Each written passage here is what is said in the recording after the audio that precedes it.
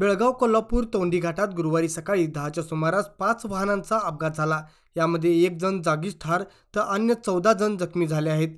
या अपघातात सर्व वाहनांचा सुमारे 10 लाखपेक्षा अधिक नुकसान झाले आहे। या अपघातामध्ये रामायण भागू परवाडकर वय 65 राहणार जांभोटी तालुका खानापूर असे मृत वृद्धाचे नाव आहे।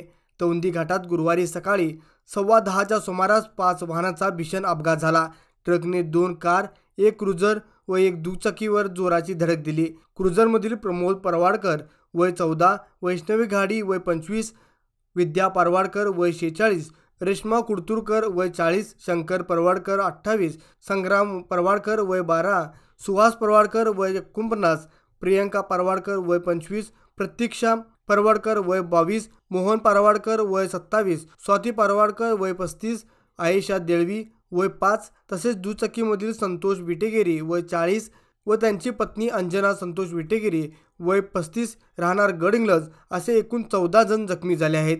सर्व जखमींना रुग्णवाहिकेतून महात्मा गांधी रुग्णालयात दाखल करण्यात आले आहे। याबाबत घटनास्थळावरून समजलेली माहिती अशी की तोंडी घाटात सकाळी 10:15च्या सुमारास एका ट्रकने 2 कार, 1 क्रुझर आणि 1 दुचाकीला जोराची धडक दिली। यामध्ये हा अपघात झाला। अपघाताची माहिती मिळताच औतांडे कंपनीचे उच्च अधिकारी Vijay Daygonde, supervisor Sitaram Malgi, PSI BS Talwar, Nipani शहर पोलीस ठाण्याच्या उपनिरीक्षक उमादेवी गावडा तसेच त्यांच्या सहकाऱ्यांनी घटनास्थळी देऊन पाहणी केली।